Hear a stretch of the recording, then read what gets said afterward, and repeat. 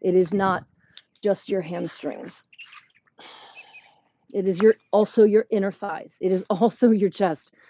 The whole thing, I mean, I hope I'm not the first person to tell you this, but the whole thing is connected, but we're going to tackle inner thighs right now. So when I am on the recovery and I want to take a full breath, I want access to my lungs. Everywhere there's rib, there's lung.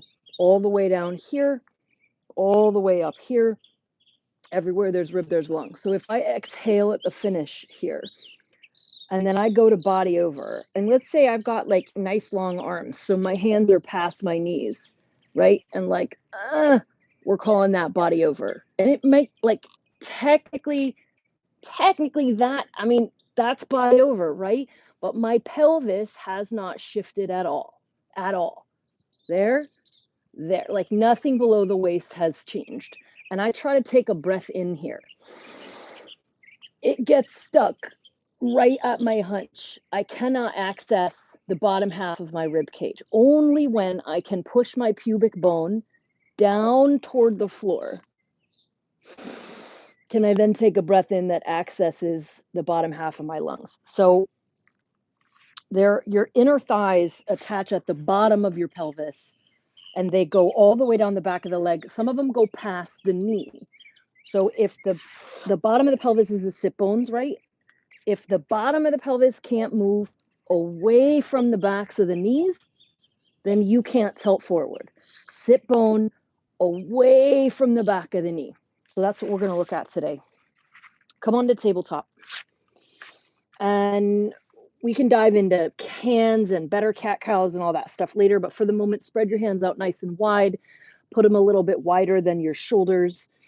Flick your toenails into the floor. So I want active toenails this whole time. Exhale, drop your head and really curl your tailbone down.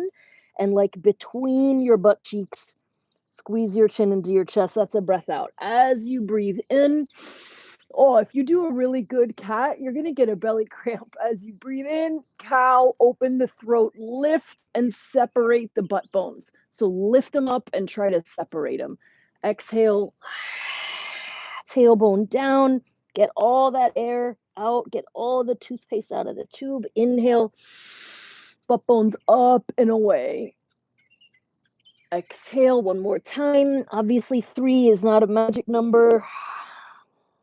Do these until your body kind of meets you where you need it. Inhale, neutral spine. Curl your toes under, walk your hands toward you, and push them into the floor until your knees float up just a little bit.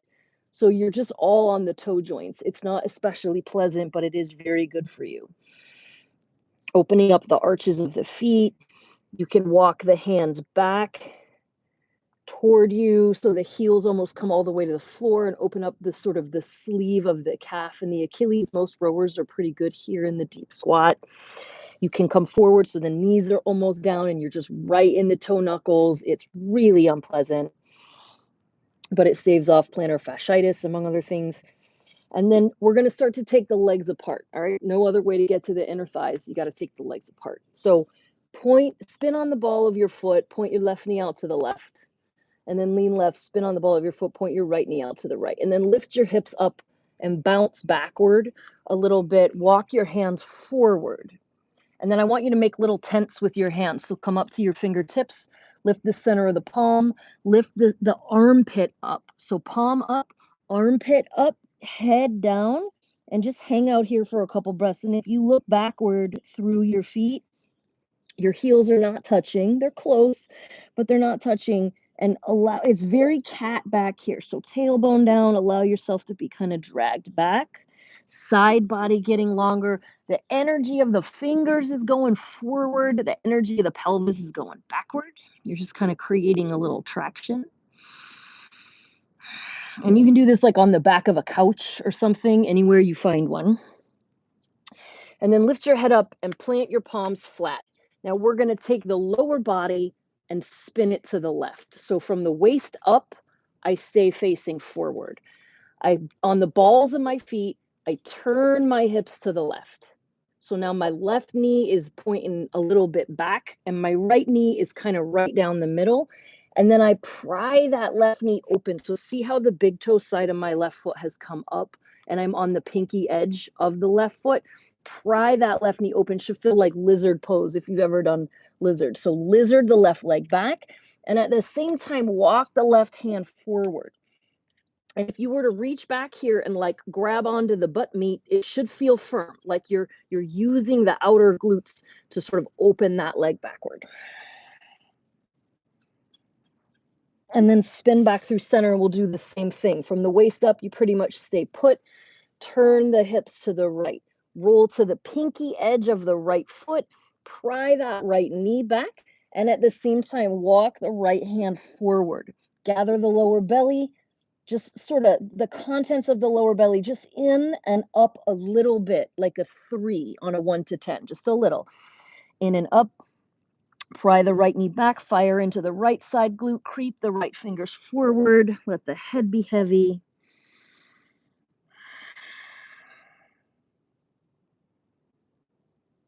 And then come on to center. Now you're going to come to just a nice, easy standing, we call it a dangle, just a standing dangle. You can have wide feet, you can have bent knees, wherever you can relax. This is where blocks might come into play. Blocks under the hands, just to give the hands somewhere to land, right? My hands hit the floor, and I should caveat all of this with like, it doesn't need to look like you the way it looks on me. I can't do a lot of this stuff you can do. And actually you want some healthy tension in your body. You don't, as an explosive athlete, you don't want to be all limber. So knees are bent, toes are spread, active arches of the feet. Remember we talked in the last video, like imagine you just stepped on a sea urchin or something, lift the arch of the foot up, pull that energy all the way up the leg, let it spill over the pelvis and down the ribs. Let gravity have your head. Let gravity have your shoulder blades.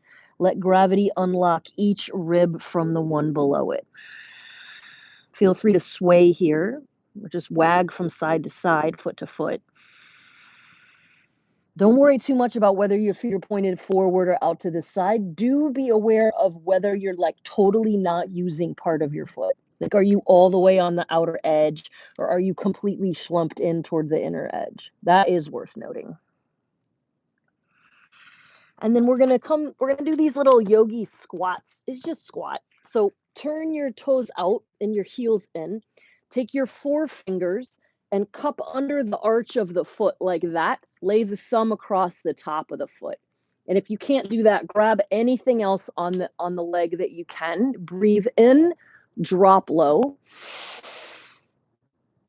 Lift your chin up. We can talk about the throat later, but it's important. Breathe out, hips up, body down. 3, you're just getting a baseline here. So don't do none just because you can't do all. You genuinely want to know where you're starting from. Breathe in.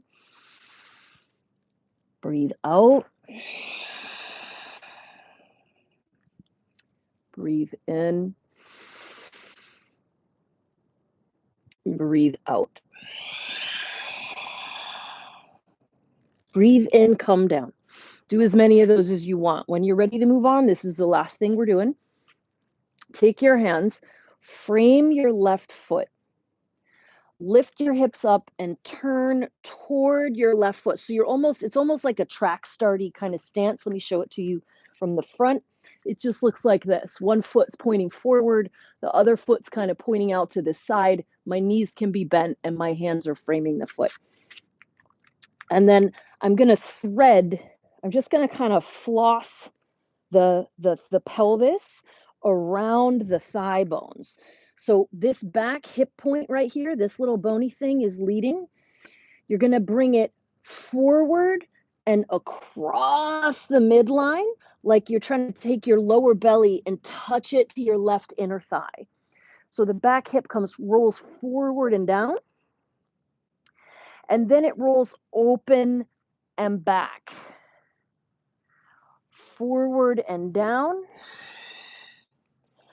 open and back, like that. Forward and down, breathing. Open and back. Don't go anywhere you can't go while breathing steadily. That's just your body's way of saying, hey, I've shifted into like, I'm going to protect you from hurting yourself gear. So when you're building strength, shaking is one thing. When you're trying to get something longer, shaking is just like warning, warning, like it's your body has shifted into like trying to keep you from ripping that limb off. So you just work from the center out, easy range of motion. You can start, if you like, to just kind of open this right arm a little bit.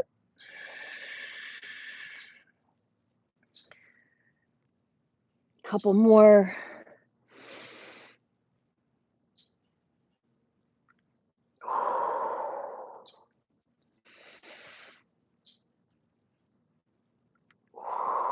And then back to center, squat.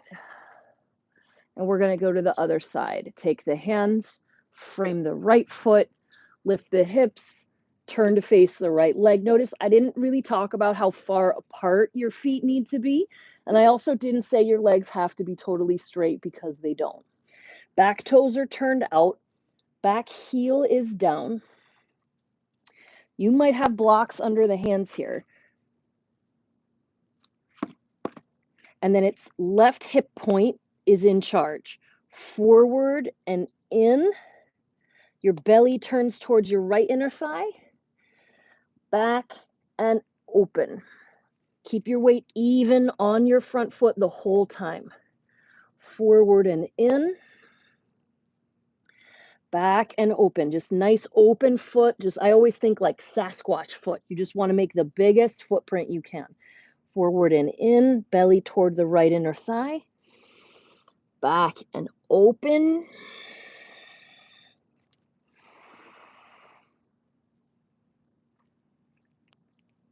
And then if you want, just start to kind of add the arm. Forward and down. Open and back. Forward and down. Open and back. Breathing the whole time. Jaw is easy. You got 2 even feet. Let's do one more.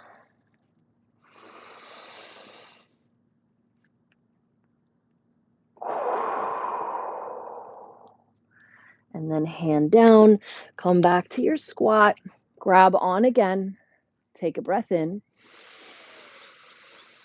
And as you breathe out, fold. And then just start to parallel your feet. Rock your weight 51% toward the ball of the foot. Just 51%, not so far that your toes claw. And just let yourself dingle and visualize your sit bones coming up and away from the backs of your knees. Butt bones up and away from the backs of your knees, and just let your body spill forward.